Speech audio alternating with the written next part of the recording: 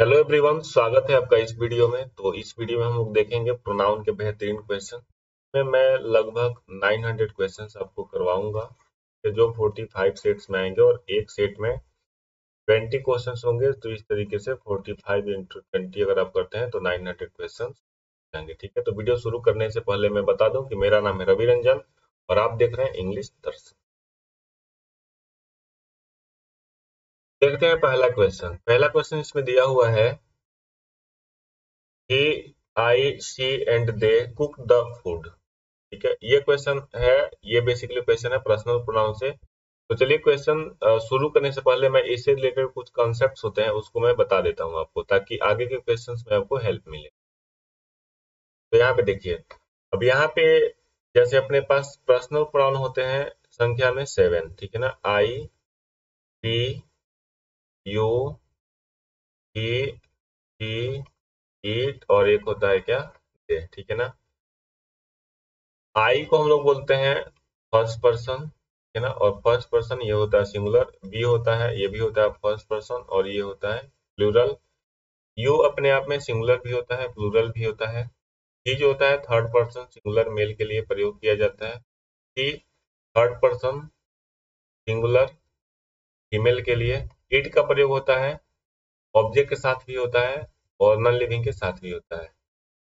तो ये हो गया ऑब्जेक्ट या एनिमल्स के लिए, या फिर जहाँ पे जेंडर स्पेसिफाइड नहीं हो वहां पे। और दे का प्रयोग किया जाता है ही, सी और इट के प्लूरल के रूप में। जैसे देखो क्यों ऐसा होता है, आई अगर सिंगुलर है तो इसका प्लूरल आपको यहाँ पे बी के रूप में अवेलेबल मिलता है। यू अपने आप में सिंगुलर भी होता है, प्लूरल भी होता है। तो जब इसके सिंगुलर से प्लूरल का इंतजाम है, यहाँ पे ये सिंगुलर प्लूरल दोनों है, तो आखिर इन सब का भी तो प्लूरल होना चाहिए ना। तो इन सब के प्लूरल के रूप में काम करता है क्या, ये पर्सनल प्रोनाउंस है। अब इसमें क्वेश्चंस कैसे आते हैं, इसमें क्वेश्चंस आते हैं पर्सनल प्रोनाउंस के अरेंजमेंट के हिसाब से। अरेंजमेंट के हिसाब से क्वेश्चंस आते हैं। तो दो तरीके से अरेंजमेंट होता है, एक होता है गुड एक्ट में और एक होता है बैड एक्ट में। गुड एक्ट में जो हमारा अरेंजमेंट का तरीका होगा उसमें सबसे पहले हम लोग रखते हैं सेकेंड पर्सन को, थर्ड पर्सन को और उसके बाद से फर्स्ट पर्सन को। ये मैं बहुत शॉर्ट में बता रहा हूँ ताकि आपको समझ में भी आ जाए और इस एपिसोड में, इस पर्टिकुलर वीडियो में जो क्वेश्चंस हम लोग करेंगे वो भी आपका क्लियर हो जाए। ठीक है, तो चलिए, बैड एक्ट होता है जिसमें हम लोग फर्स्ट, सेकेंड और थर्ड का प्रयोग करते हैं। ठीक है, गुड एक्ट से सेंस निकलेगा जहां पे हम कोई अपनी ड्यूटी या रिस्पॉन्सिबिलिटी निभाते हैं। बैड एक्ट में जहां पे हम कोई गलत काम करते हैं या फिर कहीं पे कोई क्राइम कर दिया या फिर कुछ भी जो हो, जो जिसपे ऑब्जेक्शन किया जा सके। ठीक है, तो यहाँ पे अब बात ये निकल के आती है कि किस प्रोनाउन का प्रयोग किया किसके साथ जाता है। तो आई और बी को आपको पता है कि किस किया जाएगा। यू का प्रयोग होता है इंसान के लिए होगा। तो देखो अब आई और बी ये दोनों हो गए, तो ये होता है फर्स्ट पर्सन, ये हो गया सेकेंड पर्सन। उसके बाद जो भी बचता है सबका सब कहाँ पे आ जाएगा, थर्ड पर्सन में। ठीक है, देखिए ही का प्रयोग होगा मेल के लिए, सी का फीमेल के लिए, इट का हमने बता दिया है। ठीक है ना, ऑब्जेक्ट या नॉन लिविंग के लिए, और दे का प्रयोग होता है सबके प्लूरल में। अब अरेंजमेंट में अगर क्वेश्चन आता है तो गुड एक्ट देख करके आपको सेकंड पर्सन पहले लगाना है, उसके बाद थर्ड पर्सन, उसके बाद फर्स्ट पर्सन। बैड एक्ट में पहले फर्स्ट पर्सन, उसके बाद सेकंड पर्सन, उसके बाद से थर्ड पर्सन। सही है। यहाँ पे अब ये होता है कि मान लीजिए कि अगर प्रोनाउंस एक भी प्लूरल में दे दिया हो, कोई भी प्रोनाउन हो अगर वो प्लूरल में दे दिया जाएगा तो वहां पे आप क्या करेंगे। ठीक है, तो वहां पे आप क्या करोगे, कुछ मत करना, सबसे पहले कर देना, अगर प्लूरल दिया हो तो ठीक है, तो सबसे पहले कर देना फर्स्ट पर्सन, सेकेंड पर्सन, उसके बाद से क्या कर देना थर्ड पर्सन। उसमें ना तो गुड एक्ट से मतलब है ना ही बैड एक्ट से मतलब है। ठीक है, तो चलिए अब हम देखते हैं क्वेश्चन फर्स्ट, जो हम लोग अभी स्किप करके आगे बढ़े थे समझने के लिए कि कॉन्सेप्ट होता क्या है। ठीक है, चलो अब यहाँ पे देखिए जो दिया हुआ है ही, आई, सी एंड दे। ठीक है, अब इसमें प्लूरल के रूप में सिर्फ क्या है, दे है। अगर फर्स्ट पर्सन का प्लूरल होता तो भी हम लोग लगा देते पहले। ठीक है, इस वजह से अब यहाँ पे, और खाना बनाने की बात यहाँ पे कुक द फूड लिखा हुआ है तो आप इसको गुड सेंस मान के चलेंगे। तो गुड मानते हुए आप यहाँ पे क्या करेंगे, सेकंड पर्सन, थर्ड पर्सन, उसके बाद से फर्स्ट पर्सन। ठीक है, तो देखते हैं कि सेकंड पर्सन है कहाँ पे। अब देखो ये जो लिखा हुआ है ये थर्ड पर्सन है, ये जो लिखा है फर्स्ट पर्सन, ये थर्ड पर्सन, और ये क्या है थर्ड पर्सन का प्लूरल है तो होना क्या चाहिए, होना चाहिए अपने पास second person, third person, first person. ठीक है, तो सेकेंड पर्सन तो इसमें है नहीं, तो सेकेंड पर्सन नहीं है तो क्या बचेगा, एक बचेगा थर्ड पर्सन और एक बचेगा फर्स्ट पर्सन। आपका सेकेंड पर्सन यहाँ से खत्म हो जाता है। तो यहाँ पे ऑप्शन आपके पास थर्ड पर्सन में देखोगे तो ही सी, उसके बाद से क्या हो गया दे, तो ये तीनों हो जाएंगे थर्ड पर्सन, उसके बाद बचता है क्या फर्स्ट पर्सन ये, तो आंसर अपना क्या बनेगा, आंसर बन जाएगा डी। उम्मीद है कि आपको क्वेश्चन समझ में आ गया होगा। देखते हैं अगला क्वेश्चन। यहाँ पे दिया हुआ है I your brother and you. ठीक है, I your brother and you will be partners in the business. Business में पार्टनर्स हैं, यानी कि काम जो है वो क्या है, अच्छा ही है, गुड एक्ट का सेंस निकलेगा। अब यहाँ पे देखो, ये तो फर्स्ट पर्सन है, कोई दिक्कत नहीं है। यू जो है वो क्या है, सेकेंड पर्सन है, और योर ब्रदर क्या हो जाएगा, थर्ड पर्सन। ठीक है, तो अरेंजमेंट क्या होगा अपने पास, सेकेंड पर्सन, उसके बाद थर्ड पर्सन, उसके बाद से फर्स्ट पर्सन। सेकेंड पर्सन के रूप में आपको सबसे पहला लिखना पड़ेगा यू, उसके बाद से हो जाएगा क्या, योर ब्रदर एंड क्या हो जाएगा, आई। ठीक है, तो यहाँ पे ऑप्शन आपके पास सही क्या बनेगा, ये देखो ये गलत है, यू के बाद आई लिखा इसलिए गलत हुआ, होना चाहिए you your brother and I, answer बनेगा यहाँ पे। ठीक है, उसके बाद चलते हैं तीसरे क्वेश्चन पे। तीसरा क्वेश्चन दिया हुआ है आई एंड माई पेरेंट्स। ठीक है, तो देखो आई हो गया फर्स्ट पर्सन और माई पेरेंट्स हो जाएंगे क्या, थर्ड पर्सन। समझ गए, कैसे थर्ड पर्सन हुआ, आपको बताया है कि आई और बी को छोड़ के, है ना, ये दोनों हो गए फर्स्ट पर्सन और यू हो गया क्या, सेकेंड पर्सन। इसके बाद इन दोनों के बाद जो भी बचता है वो किस में काउंट किया जाएगा, थर्ड पर्सन। ठीक है, तो माई पेरेंट्स आई या वी के बीच तो आ नहीं रहा है, यू के बीच भी नहीं आ रहा है, तो होगा क्या, थर्ड पर्सन होगा। तो आंसर यहाँ पे बेसिकली बनेगा क्या, सबसे पहले थर्ड पर्सन, उसके बाद से बन जाएगा फर्स्ट पर्सन, तो हो जाएगा my parents and I, answer बनेगा यहाँ पे, आंसर बनेगा बी। अब देखिए पहले में क्या गलती है, मी लिखा हुआ है, मी का प्रयोग ऑब्जेक्टिव केस में करते हैं, तो हम लोग यहाँ पे मी से सब्जेक्ट यानी कि सेंटेंस की शुरुआत नहीं कर सकते हैं। माई पेरेंट्स तो ठीक है, कोई दिक्कत नहीं, यहाँ पे माई पेरेंट्स लिखा हुआ है ठीक है, लेकिन यहाँ पे मी है, इस वजह से आंसर ये गलत हुआ। और चूंकि ये जो लिखा है बोल्ड पार्ट में ये गलत है, तो इस वजह से नो इम्प्रूवमेंट, तो आंसर अपना बनना ही नहीं है। ठीक है, चलिए देखते हैं नेक्स्ट क्वेश्चन। यहाँ पे दिया हुआ है जॉन आई एंड हरी। ठीक है ना, अब देखो हरी हो जाएगा थर्ड पर्सन, है ना, जॉन हो जाएगा यहाँ पे थर्ड पर्सन, और आई हो जाएगा क्या, आई हो जाएगा फर्स्ट पर्सन। ठीक है, हैव फिनिश्ड आवर स्टडीज, ये पूरा कंप्लीट क्वेश्चन हो गया। स्टडीज कंप्लीट करने की बात हो रही है, काम होगा गुड एक्ट का। गुड एक्ट होने की वजह से इसको हम सबसे पहले रखेंगे थर्ड पर्सन, उसके बाद से फर्स्ट पर्सन। ठीक है ना, तरीका तो क्या होता है, तरीका होता है second person, third person, first person.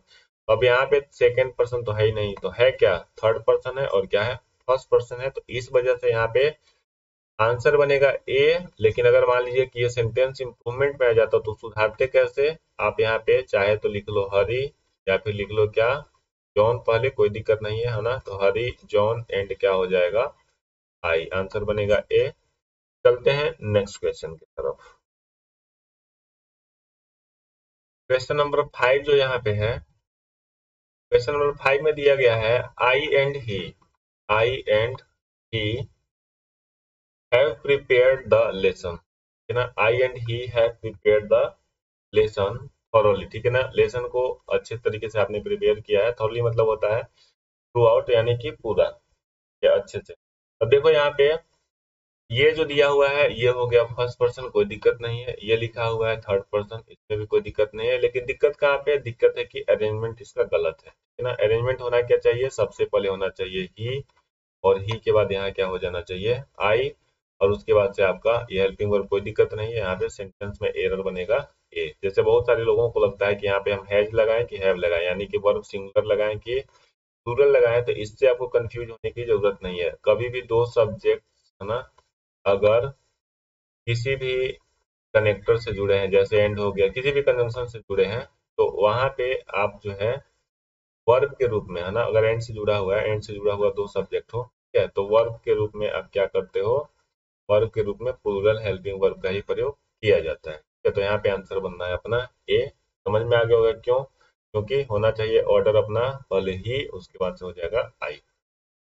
Question number 6 दिया हुआ है, I and him are very good friends, ठीक है ना। अब देखो यहाँ पे हिम तो होगा नहीं, क्यों नहीं होगा कि सब्जेक्टिव केस का होना चाहिए तो ही होगा। तो क्या ये करने से सही हो जाएगा? नहीं, ऐसा नहीं है, ठीक है ना। आपको ऑर्डर भी सही करना पड़ेगा। गुड फ्रेंड्स है तो अच्छी ही बात है, ठीक है। तो यहाँ पे होना चाहिए क्या, ही एंड क्या हो जाएगा, आई। ठीक, तो यहाँ पे आंसर बनेगा क्या, आंसर बन जाएगा अपना ये। क्वेश्चन नंबर 7 देख लेते हैं। Deepa and I are good friends and we often meet each other. कहा जा रहा है कि दीपा और हम अच्छे दोस्त हैं और हम लोग एक दूसरे से मिलते हैं, है ना। अब देखो यहाँ पे एक चीज मैं और बता दूं, जैसे यहाँ पे ईच अदर का प्रयोग होता है तो ईच अदर का प्रयोग तब किया जाता है जब कंसिडरेशन हो दो के बीच में, यानी कि संबंध दिखाया जाए दो के बीच में, ठीक है। तो यहाँ पे दिया गया है किसके किसके बीच में, एक दीपा है और एक आई, ठीक है। अब यहाँ पे काम तो अच्छा ही हो रहा है तो ऑर्डर होना चाहिए second person, third person, first person का, ठीक है। तो दीपक को हमने रख दिया थर्ड पर्सन में और इसको रख दिया फर्स्ट पर्सन में, सेकंड पर्सन है ही नहीं तो ऑर्डर बनेगा थर्ड और फर्स्ट, आंसर बन जाएगा यहाँ पे ए। होना क्या चाहिए, सॉरी सॉरी सॉरी सॉरी, देखिए यहाँ पे थर्ड पर्सन और फर्स्ट पर्सन का ऑर्डर बनना चाहिए, तो दीपा थर्ड पर्सन में है, कोई दिक्कत नहीं है, और आई जो है फर्स्ट पर्सन में है, कोई दिक्कत नहीं है। यहाँ पे आंसर हो जाएगा यहाँ पे नो एरर, किसी भी करेक्शन की जरूरत नहीं है, ठीक है। दोबारा समझ लीजिए, जैसे यहाँ पे लिखा हुआ है दीपा थर्ड पर्सन में है ही, कोई दिक्कत नहीं है। आई लिखा हुआ है फर्स्ट पर्सन में है ही, कोई दिक्कत नहीं है। आगे सेंटेंस में कहीं क्या नहीं है तो इसलिए हम रखेंगे नो एरर। सेंटेंस का आंसर होगा ई। क्वेश्चन नंबर 8 दिया हुआ है, I and Tina will go to the market in the evening, ठीक है। अब देखो टीना को थर्ड पर्सन में रखा गया और आई को रखा गया किसमें, फर्स्ट पर्सन में, ठीक है। तो होना क्या चाहिए, सबसे पहले टीना और उसके बाद से क्या, यानी कि पहले थर्ड पर्सन, तो यहाँ पे लिख दोगे क्या, अब Tina and I, Tina and I will go to the market, answer क्या बनेगा, आंसर बनेगा ए। उसके बाद दिया हुआ है यहाँ पे क्वेश्चन नंबर 9 जो दिया गया है, to develop their problem solving skill, ठीक है ना। To develop their problem solving skills trainees are encourage to analyze. अब ये दियर आया किसके लिए है, इनके लिए है, ट्रेनीज के। Are encourage to analyze situation and came to its own solution. अभी अभी मैंने बताया कि इट्स का प्रयोग इंसान के लिए नहीं किया जाता, वो भी देखो यहाँ पे प्लूरल में है ना।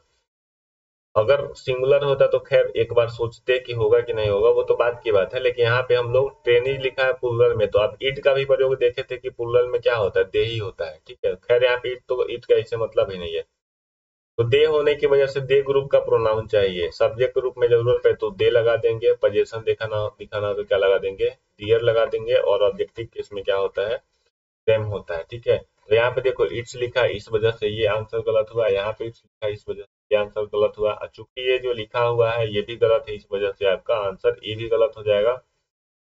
तो अब आते हैं हम लोग कि इन दोनों में से क्या होगा, यहाँ पे भी डियर है और यहाँ पे भी डियर है, ठीक। तो देखिए यहाँ पे जो डियर, यहाँ पे जो लिखा है कम अप, और ये जो लिखा है कम फॉरवर्ड। कम अप का मतलब होता है उठ के आना, ऊपर आना, ठीक है। और केम फॉरवर्ड का मतलब होता है किसी निष्कर्ष पे पहुंचना, किसी डिसीजन पे पहुंचना। तो आंसर क्या बनेगा, आंसर बन जाएगा यहाँ पे बी। क्वेश्चन नंबर 10 देख लेते हैं। क्वेश्चन नंबर 10 जो यहाँ पे दिया हुआ है, over exploitation of ground water. Exploitation का मतलब होता है बर्बादी या नुकसान करना, ठीक है। Of ground water has been led to their levels falling drastically and caused drops, ठीक है ना। देखो अब यहाँ पे है क्या कि over exploitation of ground water की बात की है, तो ये अपना क्या हुआ, पूरा सब्जेक्ट हुआ। ग्राउंड वाटर का जो ओवर एक्सप्लॉइटेशन हो रहा है, यहाँ पे हैज बीन लगा है, इसी सब्जेक्ट होने की वजह से led to their levels falling drastically. अब ये तो देखो ग्राउंड वाटर का जो एक्सप्लॉइटेशन है वो क्या है, वो तो सिंगुलर है, यहाँ पे दियर का तो मतलब है नहीं। तो दियर का जब मतलब है नहीं तो आना क्या चाहिए, आना चाहिए इट्स, या तो इट्स आने की वजह से देखिए यहाँ पे ये जो दियर लिखा हुआ है ये आंसर कैंसिल हो जाएगा, और ये जो चूंकि लिखा हुआ है ऑप्शन में ये गलत है ही, तो इसलिए आपका ऑप्शन ई भी क्या हो जाएगा, गलत हो जाएगा, सही है। अब देखो हैज बीन के बाद आईएनजी आना चाहिए, ठीक है, तो ये भी क्या हुआ, गलत हुआ। अगर ये पैसिव में नहीं है तो आईएनजी है, ठीक है, तो ये भी गलत हो जाता है।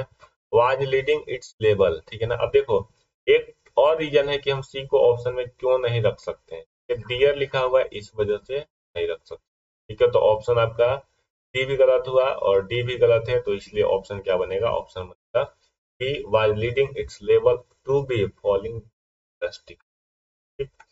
उसके बाद देख लेते हैं question number 11।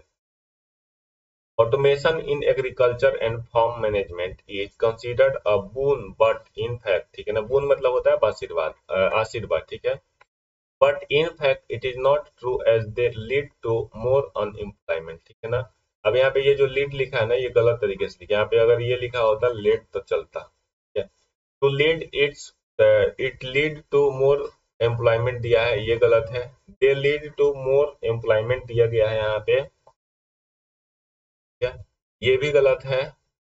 They lead to more unemployment दिया है, ये भी गलत है। यहाँ पे it lead to more unemployment, ये हो जाएगा आंसर डी। क्यों ऐसा होगा, इसलिए होगा कि जो ऑटोमेशन दिया गया है, automation in agriculture and farm management, है ना, ये अपना सब्जेक्ट हुआ। इस वजह से आप देख रहे हो कि यहाँ पे हेल्पिंग वर्ब क्या है, सिंगुलर हेल्पिंग वर्ब है, तो हमको आगे प्रोनाउन चाहिए भी, क्या प्रोनाउन चाहिए सिंगुलर में। तो यहाँ पे देख लीजिए आप, इट लिखा हुआ है, सिंगुलर प्रोनाउन है, फिर इज लिखा है, तो ये इट आया किसके लिए, इसके लिए आया है। इस हिसाब से यहाँ पे भी दे नहीं होना चाहिए, होना चाहिए क्या, इट होना चाहिए। तो दे होने की वजह से आपका ये भी गलत हो जाता है और ये भी गलत हो जाता है, और ये जो लिखा है इसका तरीका ही लिखने का गलत है। अगर ऐसा लिखा भी होता तो लिखा होता इट लीड्स, ठीक है, इसलिए आपका ये भी गलत हो जाता है, आंसर बनेगा अपना डी, ठीक है। चलिए देखते हैं अगला क्वेश्चन। क्वेश्चन नंबर 12 में यहाँ पे दिया हुआ है an NGO is working, NGO का मतलब होता है non governmental organization, is working towards providing free education the girl child so that every girl can stand on their own feet. अब देखो एवरी के बाद से यहाँ पे नाउन कैसा आया है, सिंगुलर काउंटेबल नाउन, और एवरी के बाद ऐसा आना भी चाहिए, ठीक है ना। अगर आप एवरी का प्रयोग करते हैं तो यहाँ पे आएगा सिंगुलर काउंटेबल नाउन और उसके बाद से आएगा क्या, सिंगुलर वर्ब, ठीक है ना। और प्रोनाउन की भी जरूरत पड़ेगी, तो यहाँ पे आने वाले नाउन के हिसाब हिसाब से आप यहाँ पे सिंगुलर प्रोनाउन का प्रयोग कर सकते हैं। देखिए यहाँ पे गर्ल लिखा हुआ है, गर्ल के हिसाब से प्रोनाउन आएगा क्या, आना चाहिए क्या, और अब यहाँ पे लिखा है डियर, इस वजह से ये गलत हुआ। स्टैंड्स ऑन डियर ओन लिखा है, ये गलत हुआ। स्टैंड ऑन हर ओन लिखा है, ये आंसर सही है। स्टैंड इन हर ओन, ये भी गलत है। स्टैंड ऑन डियर ओन है तो पूरी तरीके से, तो आंसर क्या बनेगा, बी, है ना, stand on her own feet, ठीक है। क्वेश्चन नंबर 13 देख लेते हैं। किडनैपर्स हैड टेलीफोन्ड द विक्टिम्स, मतलब होता है पीड़ित, मतलब जो उसके चंगुल में फंसा है, जो उस टाइम उस चीज को झेल रहा है। Victims father from a public booth to conceal, conceal मतलब होता है अपने आइडेंटिटी पाना, हाइड, कंसील का मतलब होता है to hide, conceal his identity. अब यहाँ पे दिया हुआ है ऑप्शन देख लेते हैं, फॉर कंसीलिंग हिज, ठीक है ना, हिज तो गलत हो जाएगा, क्यों गलत होगा, देखिए अब जो सब्जेक्ट क्या है, सब्जेक्ट है किडनैपर्स, ठीक है ना। इस सब्जेक्ट के हिसाब से आपके पास कोई भी सिंगुलर प्रोनाउन आएगा, कोई भी सिंगुलर प्रोनाउन यहाँ पे नहीं आएगा, तो होना क्या चाहिए, प्लूरल प्रोनाउन लेंगे। तो किडनैपर्स के लिए आपको यूज करना पड़ता है क्या, किडनैपर्स के लिए आपको यूज करना पड़ेगा यहाँ पे तो हिज वाले जितने ऑप्शन होंगे सारे के सारे क्या हो जाएंगे, गलत हो जाएंगे, तो ये गलत हुआ। उसके बाद से ये दियर लिखा है, ये आंसर हो सकता है, ये आंसर हो सकता है, और ये क्या हुआ, गलत हुआ। अब अपने पास बचता है या तो बी या नहीं तो सी, ठीक है। अब देखो because of concealing their identity का कोई मतलब ही नहीं, कोई कारण तो बताया नहीं जा रहा कि क्यों आइडेंटिटी, नहीं तो साफ साफ लिखा हुआ है, ठीक है ना, टू कंसील हिज आइडेंटिटी, मतलब अपने आइडेंटिटी पाने के लिए तो इन्होंने पब्लिक बूथ से कॉल किया है, तो आंसर क्या बनेगा, आंसर बन जाएगा डी, ठीक है। क्वेश्चन नंबर 5वां देख लेते हैं, सॉरी 14 नंबर क्वेश्चन, ठीक है ना। We must treat any statement as a rumour, ठीक है ना, कहा जा रहा है कि हमें किसी स्टेटमेंट का, देखिए एनी के बाद यहाँ पे सिंगल काउंटेबल नाउन आया हुआ है, तो इसे ये समझ जाइएगा कि ये अपना सब्जेक्ट हो रहा है, मतलब इसी के हिसाब से हमें आगे क्या लगाना चाहिए, प्रोनाउन की जरूरत पड़ेगी। Statement as a rumour until they are confirmed, अब देखो स्टेटमेंट के हिसाब से तो यहाँ पे दे आएगा नहीं, ठीक है ना, और दे भी नहीं आएगा, वर्ब भी कैसा नहीं आना चाहिए, प्लूरल नहीं आना चाहिए। Statement as a rumour until, अब यहाँ पे दे तो होगा नहीं, यहाँ पे होना चाहिए क्या, इट होना चाहिए, और आर नहीं, क्या हो जाएगा, इज हो जाएगा। They are confirm with proof, ठीक है। अब देखो यहाँ पे ये दे लिखे होने की वजह से गलत हुआ, ये दे लिखे होने की वजह से गलत हुआ। अब या तो अपना हो जाएगा क्या, इट इज, या फिर ये हो जाएगा इट इज, तो ऑप्शन सी और ऑप्शन डी में से कोई एक होना चाहिए। सी क्यों होगा और डी क्यों होगा, इस पे विचार कर लेते हैं। ठीक है, देखिए इट इज के बाद कंफर्म्ड लिखा हुआ है, यानी कि ये पैसिव में, पैसिव की पहचान क्या होती है, हेल्पिंग वर्ब के बाद आना चाहिए वर्ब तीसरे फॉर्म में। आंसर बनेगा सी। अनटिल इट इज कंफर्मिंग लिखा है, ये क्या हो जाएगा, गलत हो जाएगा। ठीक है, क्वेश्चन नंबर 15 पे चलते हैं। The company's philosophy is to make sure that the employees are happy, have the ability to be intellectually stimulated and contributes towards their growth। ठीक है ना, दोबारा पढ़ लो। The company's philosophy is to make sure that the employees यानी कि कर्मचारी are happy, have the ability to be intellectually stimulated and contribute contributes towards their growth. ठीक है ना, अब यहाँ पे ग्रोथ किसके बात हो रही है, कंपनी है ना, कंपनी के ग्रोथ की बात हो रही है। तो कंपनी कितनी, एक है, ठीक है ना। कंपनी जो भी फिलोसफी बनाई है वो किसके लिए बनाई है, अपने ग्रोथ के लिए। यहाँ पे दियर तो लिख नहीं सकते, तो जब दियर लिखोगे नहीं तो होना क्या चाहिए, होना चाहिए इट, क्योंकि कंपनी नॉन लिविंग कैटेगरी में आएगा तो इट होना चाहिए। दियर लिखे होने की वजह से ये गलत हुआ। ठीक है ना, बाकी सारे ऑप्शन देख लेते हैं। अब देखो स्टिमुलेटेड एंड, है ना, stimulated and contribute to their growth, ये तो ऑप्शन खत्म ही हो गया। बी में देख रहे कंट्रीब्यूट टुवर्ड्स इट्स ग्रोथ। ठीक है ना, मतलब अपने ग्रोथ के तरफ इसको क्या कर सके, बढ़ाए। ऑप्शन बनेगा बी सही।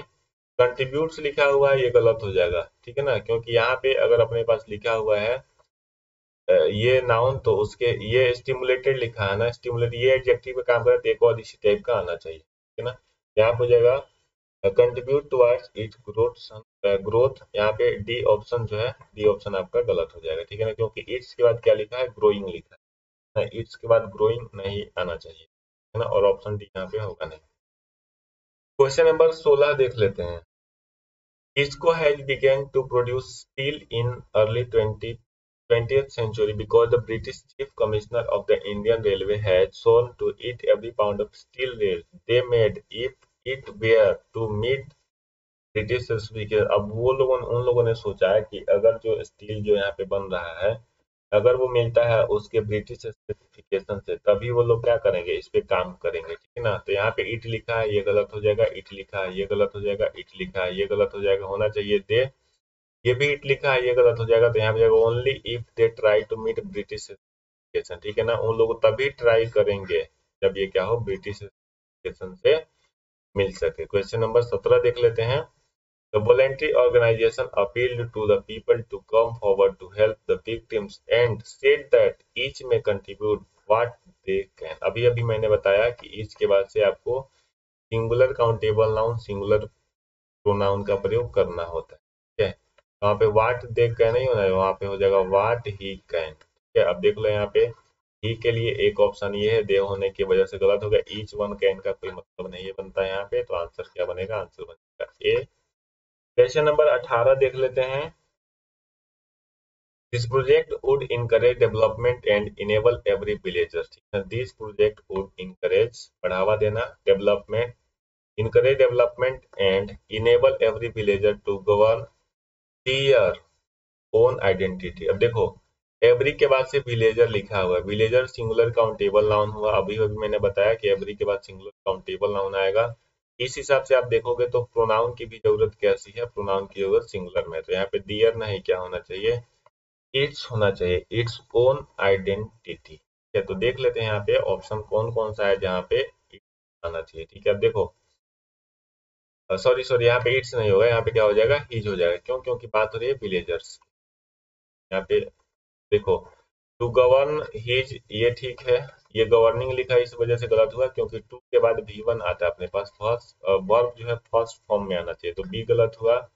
यहाँ पे सी गलत हो जाएगा, क्योंकि यहाँ पे गवर्न दे दिया है, दियर भी लिखा है, दियर लिखा है, इसलिए गलत हुआ, ये होगा नहीं। आंसर क्या बनेगा यहाँ पे, आंसर बन जाएगा ए। क्वेश्चन नंबर 19 देख लेते हैं।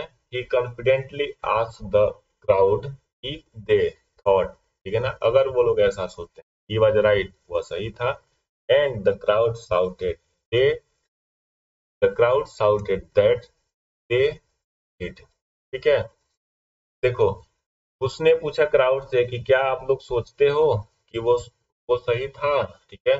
तो अब यहाँ पे जो दे आया वो किसके लिए आया, वो आया क्राउड के लिए, ठीक है ना। यही लोग बोले हैं कि यस, है ना, वो लोग चिल्लाए दैट दे डिड, हाँ वो लोग ऐसा सोचते हैं, ठीक है। तो आंसर क्या बनेगा, आंसर हो जाएगा ई। कोई दिक्कत नहीं है सेंटेंस में। सेंटेंस नंबर 20 और ये इस वीडियो का लास्ट सेंटेंस होगा, यानी कि लास्ट क्वेश्चन होगा। It is always better to make people realise to importance of discipline than to impose them on it, ठीक है ना। अब बात हो रही है किसकी, इम्पोर्टेंस ऑफ डिसिप्लिन की। ये अपना पूरा का पूरा क्या हो जाएगा, सब्जेक्ट, ठीक है। तो ये सब्जेक्ट होगा, तो ये सिंगुलर है, इस वजह से यहाँ पे देम की जरूरत तो है नहीं, तो इट होना चाहिए, ठीक है। तो अब यहाँ पे देखो, इम्पोज इट विथ देम, ठीक है, विथ का प्रयोग नहीं होगा ना, इम्पोज के बाद ऑन आना चाहिए, इम्पोज ऑन, किसी पे लगाना या फिर किसी पे थोपना, ठीक है ना।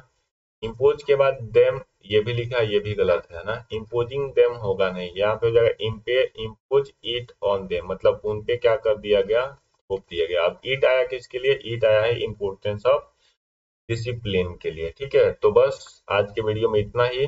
उम्मीद है कि आप इस वीडियो को एंजॉय करेंगे, आपको थोड़े थोड़े करके नॉलेज आपका गेन होगा। ऐसे ही मैं और भी प्रैक्टिस सेट लेके आऊंगा। मैंने अगर बोला कि 45 सेट्स आएंगे तो 45 सेट्स आएंगे, ठीक है ना। आप वीडियो के साथ बने रहें। अगर वीडियो पसंद आए, हमारा मेहनत पसंद आ रहा तो आप चैनल को सब्सक्राइब करें, दोस्तों के साथ शेयर करें, ठीक है। चलिए, थैंक यू वेरी मच।